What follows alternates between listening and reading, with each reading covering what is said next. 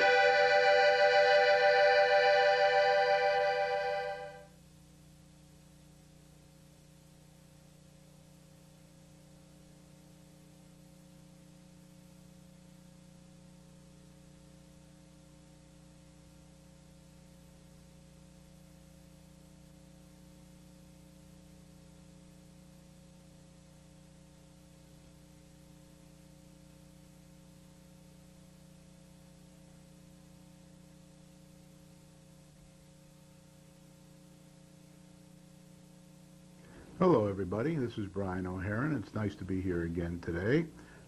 Today's the week of the Selectmen meeting, so most of our program today will be about the Selectmen meeting.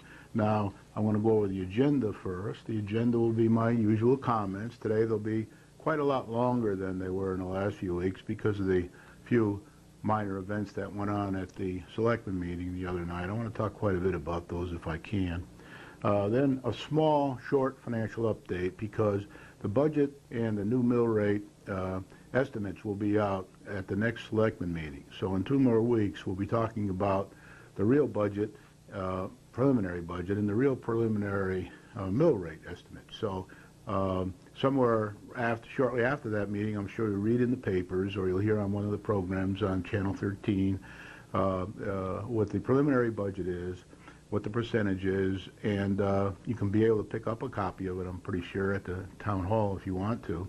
Also today I've got all my friends with me that helped develop this town over 200 or 300 years because I felt I might need some protection today because there's been a little bit of bullying going on around here, and I want to make sure I'm not bullied. Not bully at Channel 13, but bully in the town hall. So I want to protect myself. So nobody better mess with me today because I've got my friends here in back of me and they're on the alert. And then I'm going to talk quite a bit about notices, what's happening around town and things. One of the things I would like to point out right up front here is I did see some interesting articles about, one about the Soldiers Monument and how they're going to try to get national attention on that and also get funds to rejuvenate it. They have been working on it over the years and they've been doing things, but they need quite a bit more money, so they're going to be out trying to raise money for that one way or the other from grants and from private people and all. So if you're interested in that, you should pay attention to that. I learned that from the newspapers. And there are other things happening around town, that areas they're trying to rejuvenate. I think they're trying to do something with the medical center. I never know exactly what to call it, but where the hospital used to be on Spencer Street there. I think they're trying to do an addition there and raise some money to add more facilities there. I go there quite a bit when I need tests done and things, so I think it's a nice thing to have, and I hope they can raise some funding for that. So we got a lot of things around town. We still got the Tort Museum, and we still got the Wall of America, all trying to raise funds, and the university trying to raise funds for the to train nurses here in the university. Or I say university, I mean college, apologies to Tony Canavo on that, but the college here, Northwestern Connecticut Community College. And the last I heard from their leader, they're trying to raise $2 million, and they already had about $700,000 raised. You're out down campaigning around the state trying to get more money and wherever else they can do that from. So there's a lot of interesting things happening to spend money. I don't see too much still happening to raise money, so I'm still concerned about that. And then after the notices, we'll talk about the selectmen, and we'll go through their meeting, the major progress status board I usually put up, the major design status board, decision status board, and then I'll go through my normal meeting comments. And I think that'll take most of the program. If not, I got other things I can talk about. So the first thing I'd like to do now is start out with the comments with my friends in back of me to help me and protect me. Number one, there were two or three incidents that happened at the selectmen meeting the other night that were kind of disturbing, and I thought I'd talk about those a bit. And all in all, I want to say right up front, it was an excellent meeting in general. It was an excellent meeting. They had a special meeting to sell some property on Highland Lake. That went well. Before the meeting started, they had public hearing on that, and the people voted. There were about 55 or maybe 60 people showed up for that. It was very positive, and they did sell the property, which is good for us. We'll talk about that more later. Then there was the meeting, which lasted about 40 minutes, the meeting itself, and all the issues were very positive and very good for the town and show a lot of momentum. There were a couple things happened there that were disturbing, and I'm going to talk about those up front so I don't have to do it throughout the program.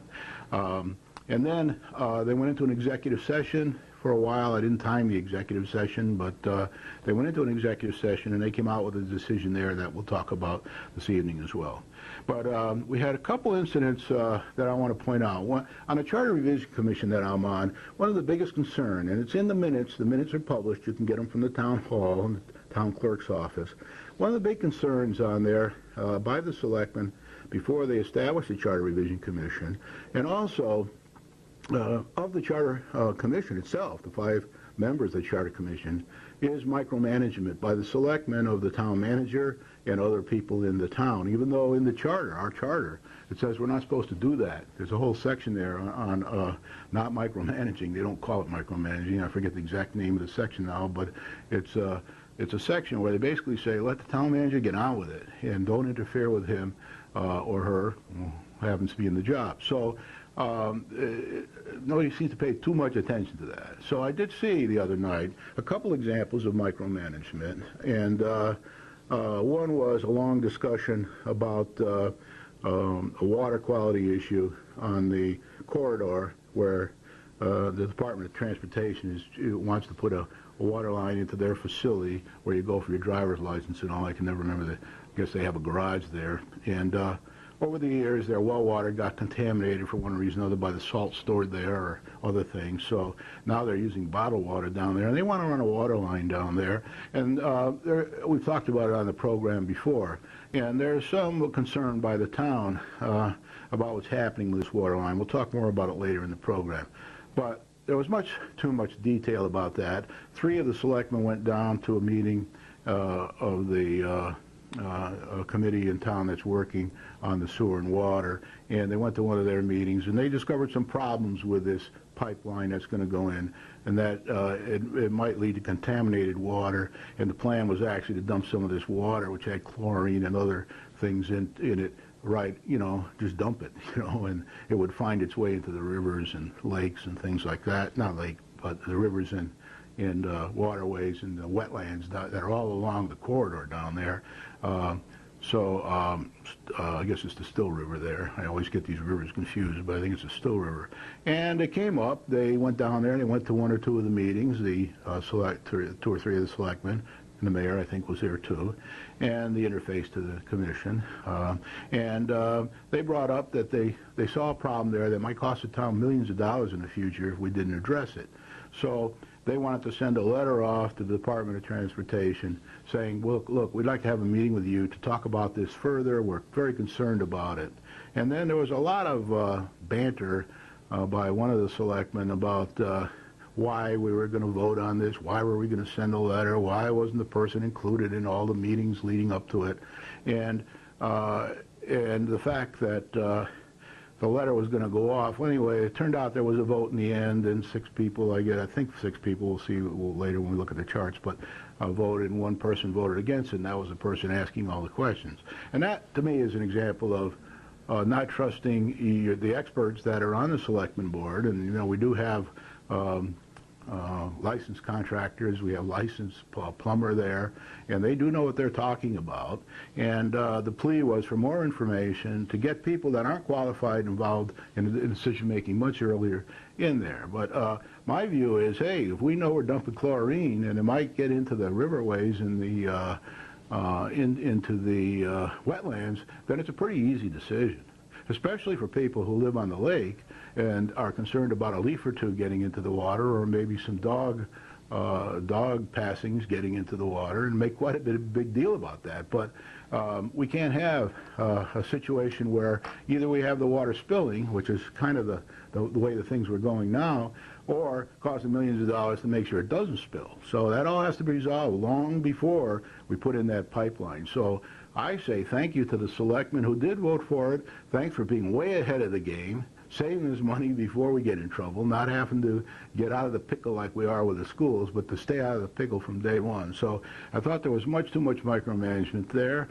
and that we should trust each other when we have experts, and when people are experts in their field and they spend a lot of time between meetings on things, and people should trust them, take their word for it, and if not, spend more time themselves getting together with people outside the meeting to be prepared for these meetings. And I want to say that that was one example. There was another terrible example in the meeting, which I've never seen in other meetings before. Matter of fact, I don't think I've ever seen it throughout my business life either, where somebody was really out of order and challenging another selectman about whether or not he should recuse himself, and whether or not he was too closely involved with the developers here over the last 3 or 4 years. And that was totally out of order, and I don't think that should happen in a meeting like this. It's a bad example, and that's what I call bullying, okay? Now, I do want to say that when I was a kid growing up in Torrington, the biggest bullies were the smallest people. I think they call it a Napoleonic complex. But so we have, you know, somebody bullying a much bigger person, and the bigger person, I thought, handled it very well, and the selectman handled it very well, was very well composed, and didn't lose his composure, and had a very civil answer, basically saying he was innocent and that he did not do anything wrong, and that he wasn't going to recuse himself. And then, thank God for David Capabianca, Selectman Capabianca. He wins, from my view, the Move the Question Award for the year, because he jumped in and moved the question, said that the whole thing, questioning, was out of order, and he asked the mayor to move the question. The mayor instantly moved the question. Thank you, Mayor, for doing that.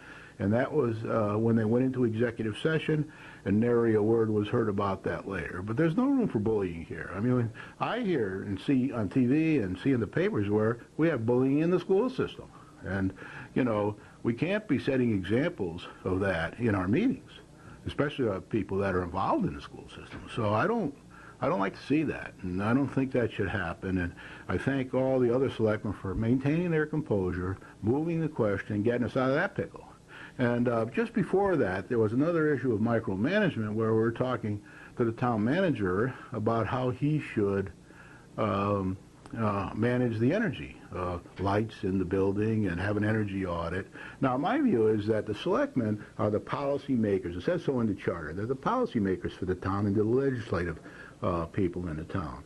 And what the selectmen should be doing, if they are concerned about energy, and I've said this 3 or 4 times on the program already, and I think I'm a little guilty here, and I'm going to try to change my approach on this whole energy conservation thing, because what the selectmen should say is, look, we want a policy of energy conservation, and we want to try to do it in a responsible manner, save as much money as we can over a period of time, and not get ourselves in a pickle by spending too much to try to do so.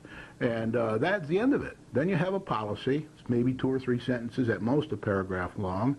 They give it to the town manager and they say, see ya, well, you go do it. Do it with all your managers in the town. That's called delegating authority, getting everybody involved in the solution of the problem, tell them what the problem is, getting to go forward, and keep that at the back of their mind whenever they change light bulbs, whenever they do anything.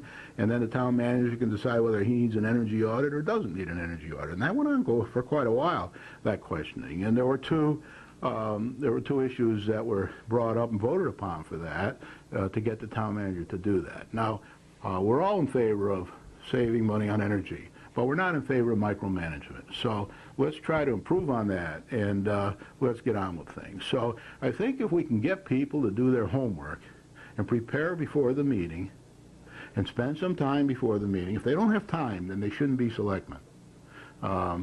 They should really question themselves. I mean, one of the selectmen said before the election that when they asked her what she thought her failings were, she said, I really don't have a lot of time. I need more time. And I'm just paraphrasing there. If you read the words, it's probably just a little different. But basically, if there is not enough time to do the homework and to get up to speed, then you have to trust your other selectmen that have done their homework and have got up to speed and do know. And when there's something as obvious as dumping chlorine into the possibility of dumping chlorine or costing the taxpayers a couple million not to dump chlorine into the wetlands, then, you know, that's a kind of a simple decision.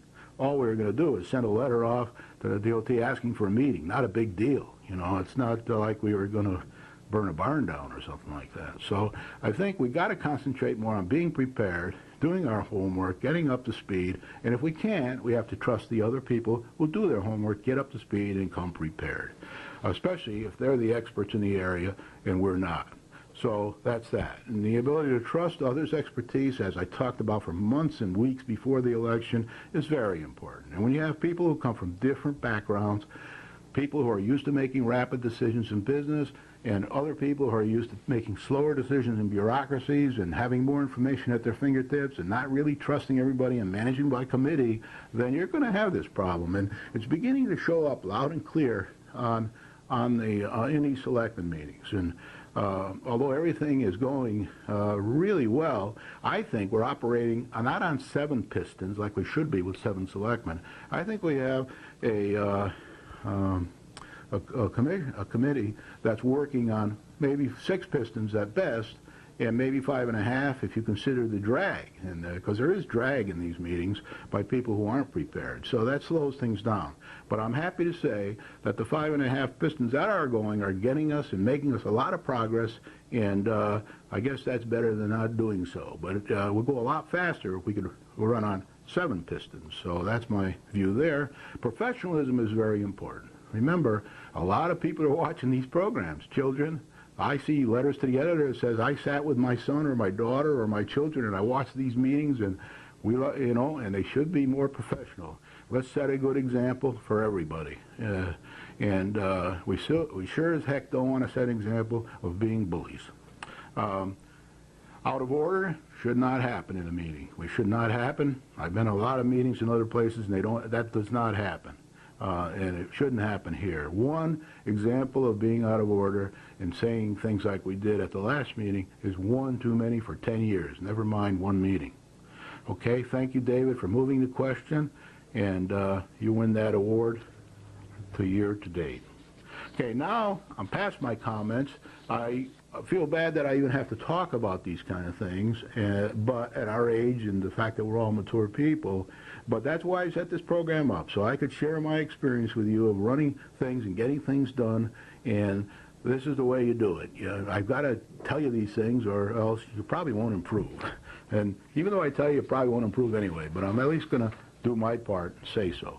Now, I want to correct.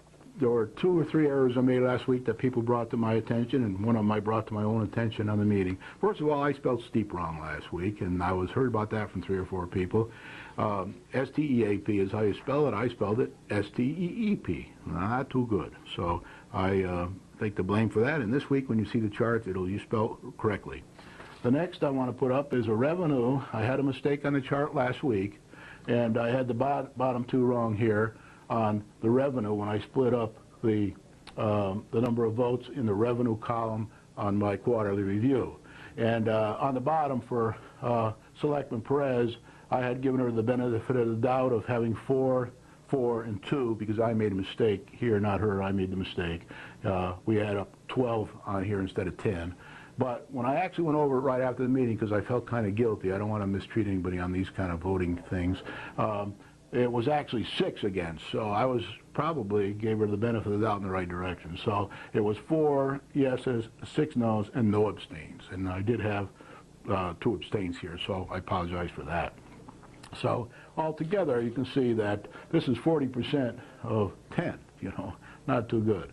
Renzullo come out a little better with 6 out of 10. So we're going in the right direction, and that's why I say we're operating on 6, maybe 5.5 pistons here, because when this gets up to 10, it'll be more like 6 pistons, and when this gets up to closer to 10, it'll be more like 7 pistons. Now, revenue. I had a mistake on that one, too. I'm sorry, that's the same one. Why do I keep making these mistakes? When I collate these documents, I'm usually in the middle of the night, so I make mistakes. But property tax, I also had a little mistake on there. I had given, again, Selectman Perez more credit than she was due on this one. So these here are all pretty good, 10, 10, 9 to 1, 10 to 0, 10 to 0, 6 for Renzullo, and 4 abstains. And Perez was 4 yeses on property tax, and 5 noes, and 1 abstain. And as I said last week, just because people vote no doesn't mean they're wrong. That just means they don't agree with everybody else for one reason or another. It might turn out in the long run that some of these no's were correct. So I don't want to hang anybody. Better to bid no than abstain, in my view. So a yes or a no, and I'll talk about that later. The next thing I want to do is a very short revaluation update, very short. By the way, in 3 more months, I'm going to do another quarter review, still around, and we'll see how we improve over the next 3 months. We're really moving fast in the right direction here. Revaluation update. The preliminary mill rate will be available at the selectmen meeting, and next week, 2 weeks, and it's on March 17th. And so will the preliminary budget. Now there'll be a month's worth of work to do after that, but you'll have a pretty good idea. So there's no sense in me speculating on that with only 2 weeks to go. So this week, I didn't do any upwards pressure on the budget because it's so busy in Town Hall. All the finance people are very busy putting the budget together. The education department's very busy putting the budget together. And the town manager's very busy putting the budget together, and all the people. So I didn't want to bother them asking questions about the upwards pressure. So last time I think it was about 9.5 mine. I saw one in the paper about 8.5 that town manager had mentioned, and those were just preliminary numbers, going to be changed. He did say he was going to try to manage it. There was a huge number in there from the schools. They're addressing that number, and there is a paper out that's been circulating in the newspapers and all about roughly how much the mill rate has dropped since reval, and I prefer not to speculate on that when in 2 weeks we'll have the right answer. So I'm more interested now in getting correct information out than preliminary information. So we'll wait in 2 weeks, we'll have a rough idea, and then we'll follow it through for the whole, up until it gets passed in referendum, and we'll keep an eye on it every week. And we'll get as best information as we can. I get a lot of mine from the newspapers as well as you, but keep your eye on the newspapers here in a couple of weeks and you begin to see some information. Some of the information you see prior to that may not be accurate. It's nobody's fault, but everybody's kind of speculating a little on this and trying to get as much information as they can when the cake hasn't been baked yet, so it's kind of hard to start slicing it up. So you might get a raw piece here or some uncooked parts of it. So let's wait till it's cooked, and then we'll go over it, and we'll be able to talk facts. And that's more important than supposition, as you know. Next are the notices.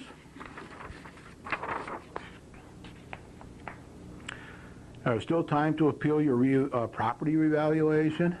And this evening, before this program, there's a meeting with the Taxpayers Association to upgrade everybody on the revaluation situation and their viewpoint. And they have some experts there. The assessor was there, and they had planned to also have the community lawyer there, who wrote a very good article in last week's Winston paper about reval.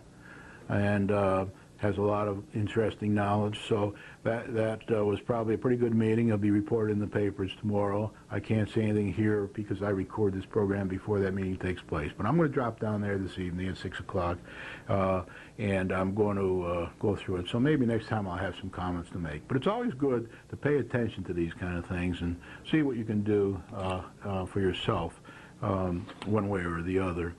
Revaluation is something that's hard to do anything about. It's usually done by state statute and by homes sold in the area over the years, and this one came at a pretty bad time when we're starting into on the borderline of a recession and property values are going down, but that's all happened over the last, say, year or so, and most of this stuff has been judged over the last 5 years. So 4 good years and then 1 year and a bit in decline. So it might not truly represent today's property values, but that'll all catch up in 5 years when we do the next revaluation. So that's the story on that. So you can appeal your revaluation with the town until 7 p.m. March 20th, 2008. I tell you this every week. So next is you can apply to the Town of Winchester Board of Appeals if you desire. The next level of recourse, as I said last week, is a court of law. And unless you have a real strong case and you get some excellent advice, court of law is expensive and takes a long time. It could take years and cost you quite a bit of money. So be very careful about that. You do what you think is best for yourself, but I just want to warn you. I always try to warn people, try to stay away from lawsuits as much as you can, because it gets pretty expensive, and there's kind of an old saying that usually the lawyers win. So, you don't want to be at the bottom of that. Applications for the elderly and disabled person tax exemption submissions are going to be accepted now. They're in the process of being accepted, and they'll be accepted until May 15, 2008. So that's something you want, if that's something you're interested in, then you should call the town hall and in the assessor's office, and you should get your forms and fill them out, get advice from them on how to do it if you need it, and go down there.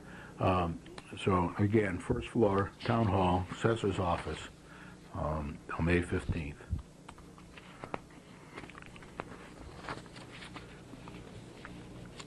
The planning and zoning public hearing, we thought last week it wasn't going to happen on last Monday, but it did happen.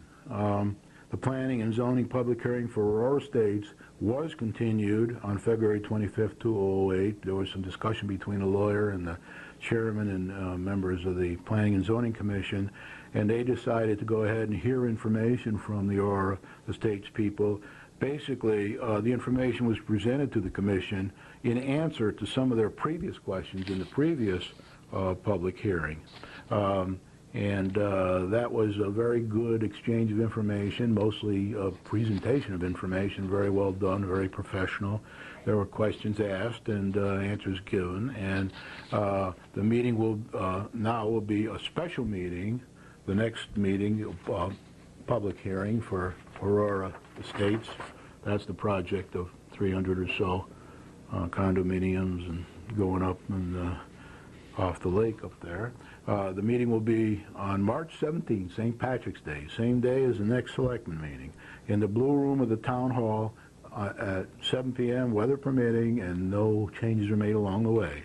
When the engineers the town's hired some engineers to review all these plans, and they'll presenting the town will begin to present their viewpoints, the engineers will, to the commission during the public hearing on the 17th of March. As the plan stands now. The public is welcome to these public hearings, and I encourage you all to go, become informed about this project, form your own opinions and your own judgment, and while you're there, you'll also form some opinions and judgment about the people who attend these meetings. That's quite interesting, too. A lot of good points are made, and some not so good points are made, but that's part of the due process here. Always not going to hit the nail on the head on these things. So you're all welcome, and just all everybody asks is we all be professional and businesslike and respect everybody else's opinions, no matter whether we agree with them or not, but that'll be there. Okay, the next thing is the enterprise water pipe, water corridor water pipe, size issue. That's the difference between the This isn't the water quality issue that we were talking about earlier in this program. That was talked about in the meeting the other night. This is the enterprise corridor water pipe size issue, whether it should be 8 inches or 12 inches, and the town is still dealing with state on that, DOT on that as well, because the town really wants a 12-inch pipe, and the state wants to do an 8-inch pipe. There's cost considerations involved and things like that, so that's going on. But it's still working towards a resolution, and sooner or later, we'll have a resolution to that. So the next thing is a charter revision meeting was held on February 27th. I don't know, that was our third or fourth meeting, and the next meeting will be on Wednesday, March 11th, at 7 p.m. in the P. Francis Hicks room of the town hall. Again, last time Tony Canavo came, he gave a very, very nice half-hour update on his views about the town manager versus mayoral issue, and we were all very attentive to that. He gave us a lot of papers. People asked him questions about the history of Winsted and how this charter came to be and all that kind of stuff. And so, you can read all that in the minutes when they're produced, not all of it, but you can read a good summary of it in the minutes that are produced. Those minutes will be agreed next week, and then they'll be with the town clerk for anybody's perusal. So I encourage you, if you are interested, to go down and read the minutes, and if you're really interested, then you can attend the meeting on February 11th, on Wednesday, next Wednesday. So that's the thing there, and the town clerk has the history, as much of the history, I guess, as she can get of this Charter Revision Commission, and you'll be able to follow the progress, and there are newspaper articles written about it too, so that's a big help. Okay, with that, we're going to move on to the meeting that was held on Monday, our Board of Selectmen, and that is the Major Status Board didn't change at all, so I'm not going to spend much time on that. These are the long-term objectives that I keep saying once we get our past some of these shorter-term emergencies and then maybe they can spend a little more time on these. Blue means they're in process. Yellow means they haven't started. Some might come, over the next 6-8 months, maybe not. But that's that one. Okay. Now, the next one is the Board of Selectmen. What happened at the meeting? Well, Gray is informational. The meeting was called to order. There was a special town meeting to sell a piece of property up at the lake. About 55, 60 people showed up there. There was a little bit of discussion. It was a very positive meeting, and we did sell the property. About $9,000 will now be put on the tax rolls. There should be no harm from what was done there to the lake or anywhere else. And the fellow does own the property, no strings attached. He can do what he wants with it. He did say at the meeting that he would probably try to conserve it and probably try to give at least a portion of it to, if it all works out. He's in discussions with the land trust, and that may or may not happen. But it's his land. He can do what he wants with it. If he wants to give it away, he can. If he wants to do something else with it, he can.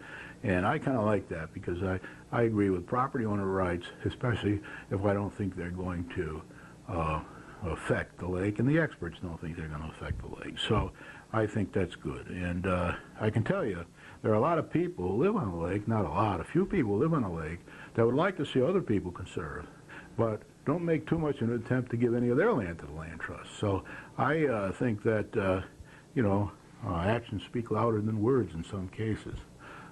So they called the meeting to order. They had the special meeting where they sold the property. Thanks for everybody for coming to that.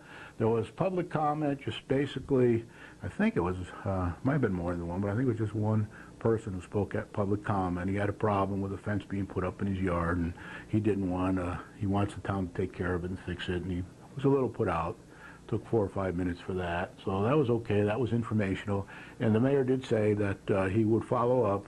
The town manager would follow up and resolve this person's problem. It's been, Mr. Redenbaugh, it's been going on for years, one way or another. The fence is just the latest thing in the whole process. He's been before the board many times over the last year or so. Next was approval of 3 or 4 sets of minutes.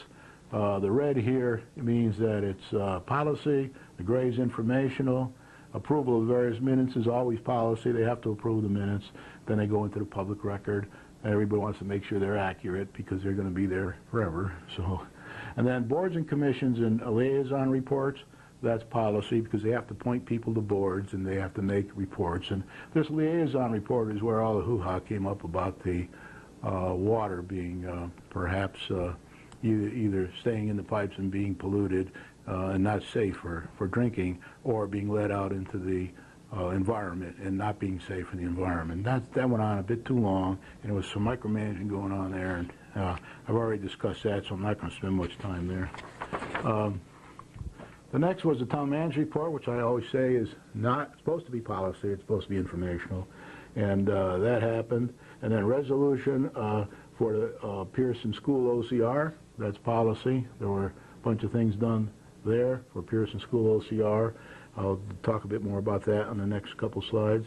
Then the Senior Citizens and Disabled Persons Tax Relief Funds Ordinance, Section 185, a possible update happening in the next few months for that to help the senior citizens and disabled persons on the tax relief funds. That's policy. Possible energy audits. I made a mistake here. I'm going to take it back right now on the air. I put down that was policy. It's not really policy. Policy would be more like setting a policy for energy conservation for the town, and then letting the town manager handle it all. But these weren't that. These were asking the town manager to review things, and that's something that he's quite capable of doing without the help of these selectmen, I can tell you that. Next is possible LED light fixtures for public buildings review. I put policy. That's a mistake. That shouldn't be policy. Sorry about that. New town manager compensation contract and introduction. They did do agree to contract, and they had the new town manager there, and they introduced him. So that was policy. Executive session, pending developer litigation and pending developer claim. This is policy too, because remember I've been telling you over the weeks there was this problem where the town is owed money by the developer, and the developer is owed money by the town, and the town manager was trying to get it resolved with the finance director and the developer and the various land use boards. Well, that's finally happened, and that was presented at this meeting and voted on. So we made a step forward there. And then there was an executive session where that was done. That's policy. And then unfinished business and new business are policy, but they didn't really have much to say about that. There was no comment made on those, so not much happened in that area. Again, red policy, green non-policy, town manager really, and then gray for informational. So basically all except the two energy conservation ones were. So I got a few errors on my slides because of that, but I'll correct them and bring them up to date for next week if I have to. Now I want to talk a bit about the key decisions. We always put this up. This is some of the history. Tax deferral. I don't have all. This is 68 here. Glasses again, help. 58 here, and 54 here. Tax deferral for elderly, that's going to go on for quite a while, so it's still in blue. All these have been resolved. Lambert K. joint plan, they did discuss that a bit the other night in the town manager's report. That's moving ahead. He's waiting for the Environmental Protection Agency to work with them and Lambert K. to decide how much work they have to do to get that environment clean and how much it's going to cost and how long it's going to take. And then they'll bring it back to the town manager when they get to that. And then executive session, they talked about things in there. They talked about many things last time around. And then we have up 59, 60. These are all from the last time around. And now we get to this time around. I just tried to give you the history so you can see all the reds and the blues. And we're pretty well up to date here. We only got a couple blues here before these pages. So we're 65, and we get to 66, which is from this week's meeting. Cary Avenue sold at special town meeting. Vote is about 54-4. They didn't have the vote count in the minutes, so when I watched it on the tape, I thought it was about 54 or 55-4 was the end result there, and the property was sold. Vote to appoint Lisa M. Perry, unaffiliated, as a member of the Laurel City Commission. I'm starting now to write these exactly as they are in the minutes wherever I can, because then when I do my quality report in 3 months, they'll be already done for me, and I can move them around on the computer and won't have to go through through all the minutes again. So anyway, Lisa Perry, thank you for that. Vote to reappoint Alan Nero to the Ethics Commission. He was just appointed a few meetings ago, but I guess he was during a midterm or something, so they had to reappoint him. So they reappointed him.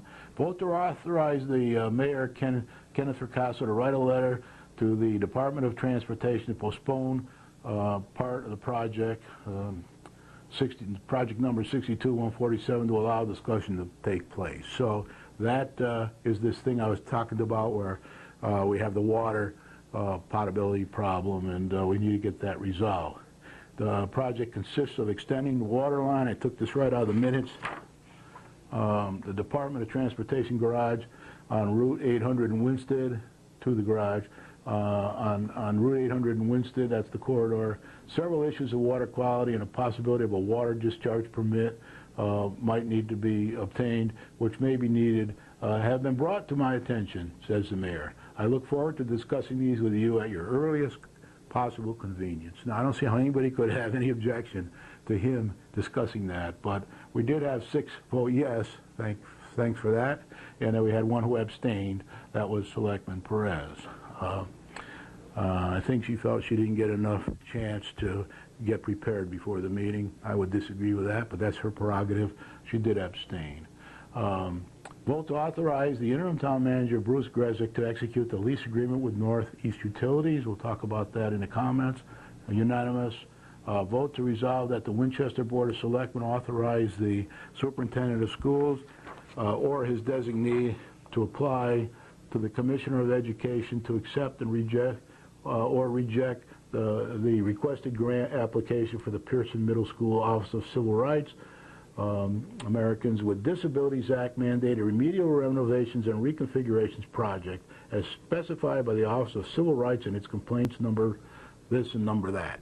Now, I took this right out of the minutes so it would be accurate and I'd have it for the future. But basically what they're doing here is they had 3 different things, which I'll just go over quickly with you, to get prepared for applying for grants to get these OCR complaints resolved. You get grant money, and that's going to take a while. It's not going to happen overnight. But vote to state that the Winchester Board of Selectmen reaffirmed the November 19, 2007 appointment of a town school building committee consisting of 5 voting members and 4 ex officio members who have been given the responsibility for the project. And then the third one was vote that the Winchester Board of Selectmen authorize the work necessary for the preparation of schematic drawings and outline specifications and or whatever preliminary or any work may be required to satisfactorily complete these projects. So there are 3 of those. Now, unfortunately, I don't have the votes up here. I don't think everybody voted for the second one, but I think the other one was unanimous. Vote to move forward, unanimous vote there, to move forward and amend Ordinance 185 with the language to increase the tax differential, the tax deferral from a fixed amount to a sliding scale up to 75%. As I've said in the past, there isn't going to be much benefit to the town. There are some people who applied for the 50% one. There's going to be 25% one. There'll probably be another few who apply for this, but it's not going to be a big boon for anybody. We need to do more on that, which the selectmen have agreed to do over the next year or so, is to take a harder, closer look to see what they could do to benefit these people. Number 75, vote to instruct the town manager, Bruce Grezik, to schedule an energy audit with the sources. I put that in red. I'm going to change that to green. Was voted on unanimously. Vote to instruct the town manager to have the contractors explore with the vendors and give us proposals. Vote to approve and authorize Ken Fracasso as mayor to sign the memorandum of understanding with the new town manager, Keith Robbins. That was done, and they introduced Keith, and he made a short little speech. And you can see that again on Saturday morning on channel 13 or 15. I can never remember which one it is. But vote to approve agreement between Aurora Rosa and Winchester Ridge, subject to item 3 being met. And I don't think met is the word they had in the minutes, but it's close enough. So subject to item 3 being done, then we've got that behind us. They can swap checks, and then we don't have to worry about that issue anymore. And there won't be any letters to the editor about it, things like that. So basically, this is red was complete, blue in process, yellow not yet started. Now, the little mistake in this one, because I changed just this morning my after reviewing this whole thing, my thought process on this. But basically, it's around 78 in the yes, and for yes policy, and now it would be 24 in the no, because I'm going to up this by 2, and I'm going to decrease this by 2 for those 2 energy things, because I don't think they were policy. So that'll change. But anyway, now remember, we've had 9 meetings, I think, so far. So you'll see on the next slide, 9 meetings. So 9 of these 22 are the town manager report. So if you subtract 9 from there, you're down to about 13 or so. So not bad. Not bad for 78 to 13 or so on these meetings is what we were shooting for in the beginning. We're getting there, and it's going to be more and more, I'm sure, in the policy side and less in the non-policy side as we go forward. Making great strides there. Meetings business-like. Again, we had the same problem I had last time, 2 weeks ago. The meeting itself was very business-like. The special meeting was business-like. The meeting was business-like. And I hope the executive session was, although I don't know what goes on in there. Nobody ever says it's against the law to say anything about that. So nobody knows. Except for these conditions I told you about in the beginning of the program. They were terrible. So, but they were limited to basically one person, and then I don't really count the micromanagement as unbusinesslike. That's just misuse of the meeting. So we basically had one real, just one person who I would say was unbusinesslike for a portion of the meeting and businesslike for a portion of the meeting. But let's hope that doesn't happen again. We never want to have a situation where people are that much out of order in a meeting. Okay, now I'm going to spend the last 15 minutes or so on the meeting comments. Since I already talked about a lot of it, we'll kind of speed through it. But excellent meeting from all aspects except the out-of-order issue by one select person. The special town meeting with good attendance justly sold property to a local resident despite prior unnecessary adverse publicity for the town. I saw an article in the one of the papers that wasn't too positive before the meeting, but the meeting turned out all right, and so that's water under the dam. I do wish we could be more positive with the newspapers, because whenever I talk to Bruce Grezek, the town manager, he always reminds me how important it is to have a good, very good image around the rest of the state and around New England. So it's very important for attracting this revenue we want to attract to this town. The meeting, sans, without the executive session, lasted about 40 minutes. The mayor's letter to the Commissioner Department of Transportation in an attempt to expedite the solution regarding the Enterprise corridor water delivery was an example of the commitment and participation of those businessmen on the Board of Selectmen. This is really an important thing. It really is. Getting ahead of the game. And as you know, we got a lot of things we're trying to catch up on. But here we're getting ahead of the game. We're trying to stop from spending a few $1 million.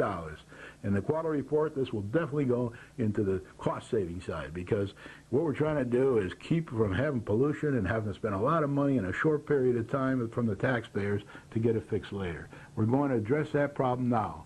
And the letter has gone off to the Department of Transportation, and we will address that problem, and I'll guarantee you, one way or the other, it'll be solved satisfactory by the town and Department of Transportation.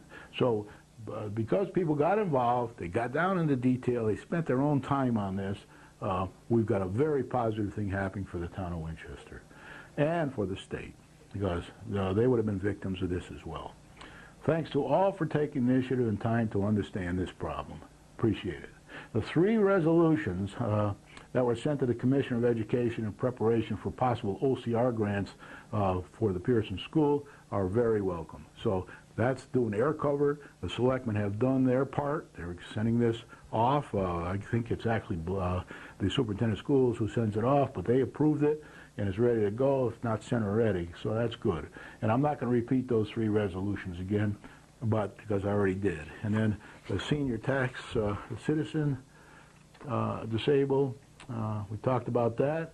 a public hearing will be necessary to approve the change to this ordinance 185, and there's some preparation that needs to be made for that. It has to be advertised in a newspaper and things. So over the next few months, that'll be resolved, hopefully in time for the next tax season.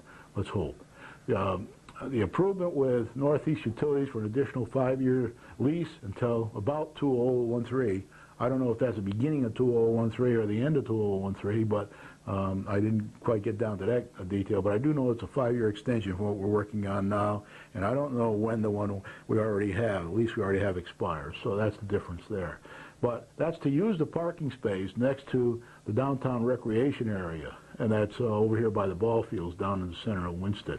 And the right, with their permission, with the permission of Northeast Utilities, which the town manager says is, not a problem whatsoever, that we'll have the permission to pave over some of the land to extend the parking lot, which is what we want to do, and move some trees if necessary or other obstacles that might be in the way for doing that. And we really appreciate the Northeast Utilities for working with us this closely. Now, they can't sell it to us for a lot of reasons I can't go into on this program, but if you watch the rerun, they did talk a bit about it at the selectmen meeting. Went on for a while, but they're doing their best to bend over backwards and get along here and put a good deal together. It's steep grant friendly. It means the steep grant will be not in jeopardy because of this, and the town manager says it's kind of going to go on for a long period of time. Even though it's only a 5-year lease, they'll be willing to extend it over the years, as they have in the past, and the town will make good use of it. So we thank you very much for that. No problems are expected there. There's a slight little hitch in that if we ever don't use it, we might have to return the land to the situation it was leased to us in, but that's highly unlikely, at least in my lifetime, maybe in yours if you're very young, but that's that.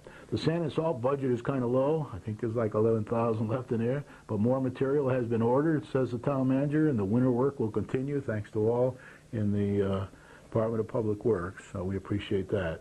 The new town manager's compensation package was approved and signed. Keith Robbins expected to begin at the end of the month. Now, he is around. You'll see him. I didn't have his picture to put up today. I think I will next program if I can get the picture, certainly by the time he starts work at the end of the month. But you'll see it in the newspapers, and we have high hopes for Keith. I think he's an electrician by trade, as well as having been in first selectman in town and involved in statewide first selectman issues and all that, management issues. So he's got a good background, and I think he can do a good job for us. And I hope everybody cooperates with him and gives him their full support, and that we don't see a lot of second guessing here. Let's have a look at it, and let's hope he does as well as the president interim town manager has been doing and is received as well. The Highland Ridge Estates, I just talked about that. There was some litigation, and there was some pending claims back and forth, made all the newspapers, not good news for the town, not very friendly. I'm not saying either one side or the other was at fault, probably a little on both sides, but basically that's resolved now, and we should be able to go forward without any more of those kind of issues. So I'm happy to see that. And thank you, Town Manager, for getting involved and expediting the solution to this. Okay, now, time is getting a little short here, but one of the things I've been doing as a member of the Charter Revision Commission, in the last meeting we had the Charter Revision Commission, they chartered me and the Charter Revision Commission to go over about 12 mayoral form charters from around the state, and various sizes. One of them's a first selectman form, some of the rest of them I think are all mayoral. I've already gone over a few, and I do see a lot of interesting things in these. They're all basically generically the same, and I did say on this program once before that, you know, a pygmy and a giant are pretty much anatomically the same, and they all have a brain, they all have blood systems, they all have you know, a heart and feet and hands and arms and legs, and, you know, anatomically they're pretty much the same, but there are differences, of course. And That's the same with all these forms of government. They're kind of anatomically the same, but there are differences from one charter to the other. Some are advantageous and some maybe not so. When you get to the big charters, and these are all Brian's opinions I'm giving you now here, I put the disclaimer up at the beginning of the program. Next week, I'll probably talk a lot about charter revision because the minutes are starting to come out now, and I can talk about what's actually happened in the meetings by reading the minutes to you. So I think I'm going to do that next week because it's a selectman meeting week and I'll have some time. But basically, one of the interesting things I saw in the meeting was the city of Bristol. This comes from another charter, not from our charter, the city of Bristol's charter. There's 60,000 people. They have a mayoral form of government. And remember, I'm not recommending that here. I'm just giving you information. You know, we haven't got anywhere near the state where we can recommend anything from the Charter Revision Commission, if they recommend anything at all. But basically, the City of Bristol mayoral charter has a provision in it, and I took this right from the charter today. Any member of the council, they have a council there, may demand an aye or nay vote on any question. I think that's wonderful. Somebody, anyone, if we're here, any selectman could say, okay, I'd like to have an aye or a nay vote on any on a question, on this particular question, or on all questions. And it will be voted upon, and such a vote shall be recorded. That means everybody's aye or nay will be recorded. And when such a vote is taken, every member must vote. Every member present shall vote, except when a conflict of interest exists. And when that conflict of interest is spoken, then it will get recorded as well, and it may be for very good reason. So they don't, my guess is, on important issues, they won't have too many abstains because somebody will say, let's have an aye or nay vote here, and then everybody must vote, and they must record that vote, and only abstain if they have a conflict of interest, and they must state what the conflict of interest is, okay? And the only other point I want to make, and then we're going to close out, is, did you know, I'm going to have a little section here, did you know about the town? Did you know that there's a law in the state that says that we have to charge 8% and do per annum interest rate on taxes not paid on time? So we have an 18% per annum fee for if your taxes aren't paid on time. So try to pay those things on time if you can. This is a state law. It's not a, we have to follow that law. So with that, I say it's past my bedtime. Sorry I was a little tough tonight on the last meeting. I hope that doesn't happen again. But we're just trying to improve the situation here and get everybody working together and trying to be positive and create a good image for the town of Winsted. Thank you very much.